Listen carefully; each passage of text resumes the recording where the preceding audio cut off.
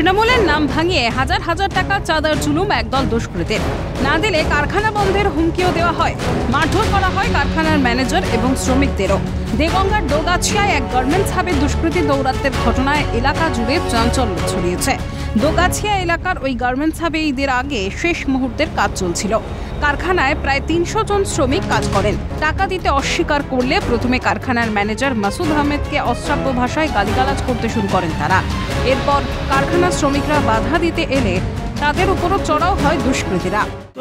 ওরা ঢুকেই ম্যানেজারের ঘরে বিশাল মারধর আরম্ভ করে। এবার আমি সিকিউরিটিকে ডাকি, সিকিউরিটিকে ডাকার সঙ্গে সঙ্গে ওরা আমার উপর চড়াও হয়ে যায়। তখন আমাকে মারতে আসে, আমাকে ধাক্কা ধুক্কি দিয়েছে।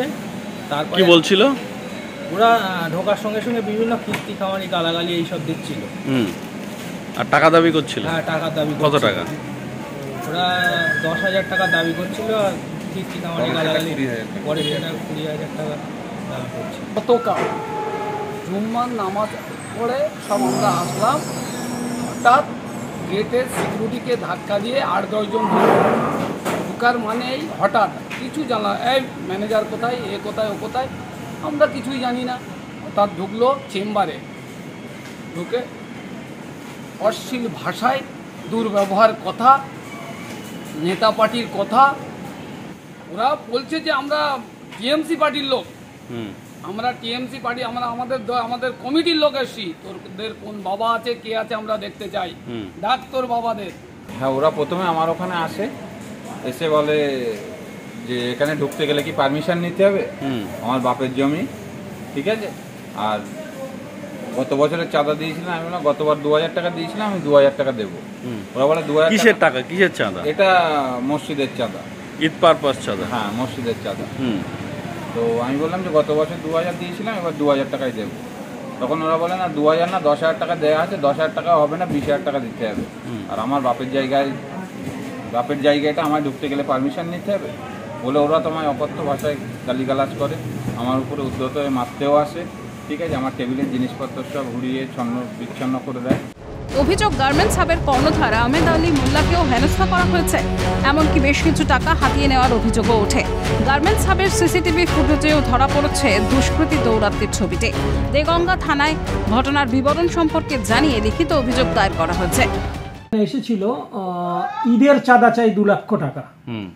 তো 2 লক্ষ টাকা আমার একটা ক্ষুদ্র প্রতিষ্ঠান, এখানে এর উপরে 200-250 লোকজন নির্ভর করে। এর মেন নেতৃত্বে ছিল বাচ্চু, ফিরোজ, সেলিম।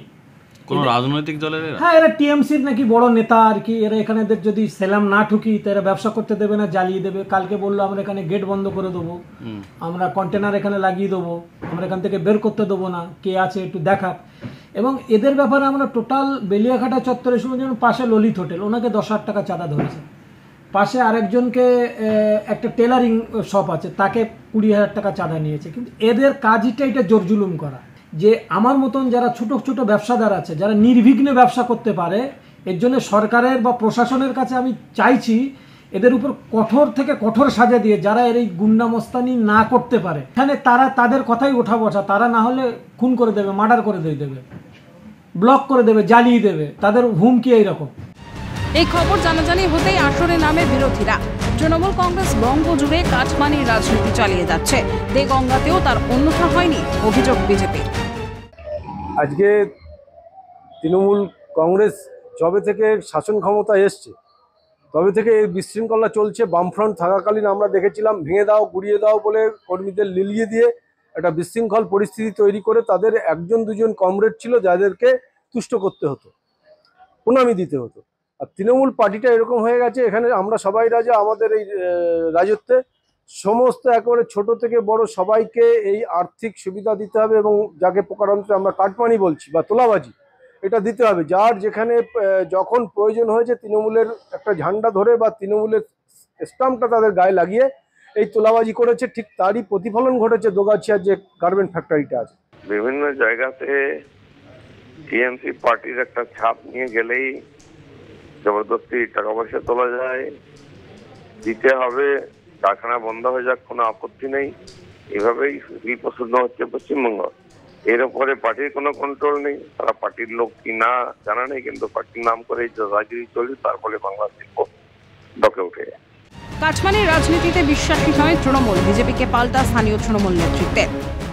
দেখুন, তৃণমূলের কালচারটা এরকম নয় যে তৃণমূলের নাম করে চাঁদা তোলা, এই কালচারে আমার নেত্রী মমতা ব্যানার্জি বিশ্বাসী না। তা যদি কেউ জুলুমবাজি করে দলের নাম করে, নিশ্চয়ই দল খতিয়ে দেখবে এবং প্রশাসনকে বলে দেওয়া হবে যে তদন্ত করে উপযুক্ত ব্যবস্থা নেওয়া হোক। নেত্রী মমতা ব্যানার্জি এবং সর্বভারতীয় সাধারণ সম্পাদক অভিষেক ব্যানার্জি এই তোলাবাজি ইয়েতে বিশ্বাসী না। অন্যদিকে তৃণমূলকে ফের কটাক্ষ বামেদের। দিনের পর দিন এভাবে কাটমানি তুলতে তুলতে একের পর এক কারখানা বন্ধ হচ্ছে রাজ্যে।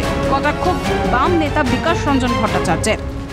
শাসক দল তো 2011 সালের পর থেকেই অত্যন্ত উল্লসিত হয়ে বিভিন্ন জায়গা থেকে জোর জুলুম করে চাঁদা আদায় করে।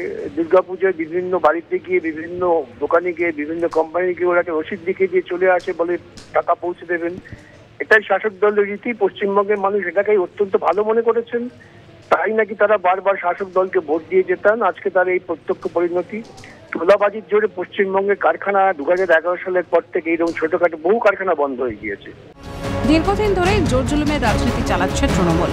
কাটমানি না দিলে দেওয়া হচ্ছে হুমকিও। রাজ্য জুড়ে কি স্বৈরাচারী শাসন কায়েম করতে বদ্ধপরিকর রাজ্যের শাসক দল? উঠছে প্রশ্ন। পঙ্কজ বিশ্বাসের রিপোর্ট, ক্যালকাটা নিউজ।